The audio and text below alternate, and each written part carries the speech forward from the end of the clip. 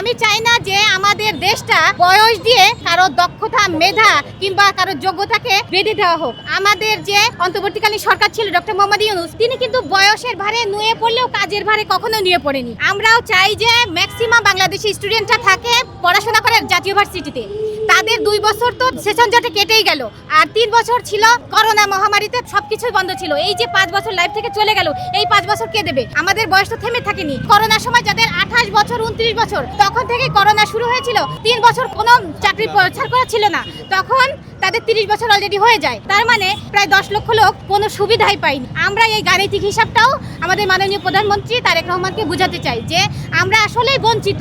তো বঞ্চিতের ব্যথা আপনিই বুঝবেন, বঞ্চিতের ব্যথা আপনার চেয়ে বেশি কেউ বুঝবে না। আমরা আসলে বঞ্চিত স্টুডেন্ট, আর স্টুডেন্টদেরকে উপেক্ষা করে আসলে ভালো কিছু কোনো দেশে হওয়া সম্ভব বলে আমার মনে হয় না। আন্তর্জাতিক মানদণ্ড হিসেবে 40 এবং কিছু কিছু ক্ষেত্রে উন্মুক্ত আছে, এবং ডিফেন্স ছাড়া আসলে সব ক্ষেত্রে উন্মুক্ত করাটাই আমি যুক্তিযুক্ত মনে করতেছি। কারণ একটা মানুষের বয়স কখনোই বাধা হতে পারে না। আমাদের শিক্ষার তো আসলে কোনো বয়স নেই, আমাদের অর্জিত জ্ঞানের কোনো বয়স নেই, কিন্তু অর্জন করে আমরা যখন একটা সার্টিফিকেট অর্জন করলাম, কেন সার্টিফিকেটে একটা বয়সের ফ্রেমে বাধা থাকবে? আমি চাই না যে আমাদের দেশটা একটা বয়স দিয়ে কারো দক্ষতা মেধা কিংবা কারো যোগ্যতাকে বেঁধে দেওয়া হোক। আমাদের যে অন্তর্বর্তীকালীন সরকার ছিল ডক্টর মোহাম্মদ ইউনূস, তিনি কিন্তু বয়সের ভারে নুয়ে পড়লেও কাজের ভারে কখনো নিয়ে পড়েনি। সেম কথা আমরা বলবো, আমরা কিন্তু তরুণ, আমাদের বয়স এখনো 35 হয়নি ছুঁই ছুঁই। আমরা আরও যদি আমাদের 20 বছরও সুযোগ দেওয়া হয়, আমরা 20 বছর সমানে কাজ করে যেতে পারবো, এ কথা আমরা বলতে পারি। যাই হোক, আমাদের মেইন কথা হলো আন্তর্জাতিক মানদণ্ড হিসাবে আমাদের আশেপাশে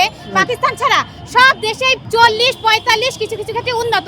আমরা এখানে এত ব্যাকডেটে পড়ে আসি, 30 থেকে 32 করলো ঠিকই, কিন্তু ওই 32টা আমরা আসলে চোখে দেখিনি, জাস্ট প্রহসন ছিল ওটা আমাদের জন্য। তো আমরা চাই আমাদের মাননীয় প্রধানমন্ত্রী তারেক রহমান যেন আমাদের এই বঞ্চিত বিষয়টা, আমি বারেবার বলতে চাই, বঞ্চিত বিষয়টা তিনি যেন বুঝতে পারেন যে আমরা বঞ্চিত হয়েছি।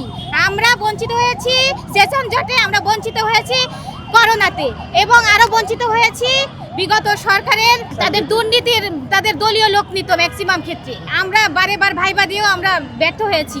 আমরা চাকরি পাওয়ার যোগ্য ছিলাম, কিন্তু আমরা চাকরি পাইনি। মেয়েদের বিয়ের বয়স করে দেওয়া উচিত 32+, কেন 32+ বয়স হলে তবে সে চাকরি পাবে, বিয়ে করবে, সংসার করবে, তা নাহলে কেউ শান্তিতে নাই।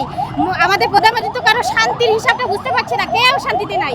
ছেলেরা চাকরি পাচ্ছে না, তাদের বিয়ে হচ্ছে না, আর মেয়েরা যদি স্বাবলম্বী না হয় তারা হচ্ছে ঘরে নির্যাতিত। তো আপনি কি বলবেন? আমাদের অন্তত মানসিক শান্তি দেন, যে তোমাদের সুযোগ আছে তোমরা করো। সুযোগটাও যদি না পাই, সব ঘরে ঘরে মানসিক রোগী হয়ে যাবে, এবং এটাই সত্যি।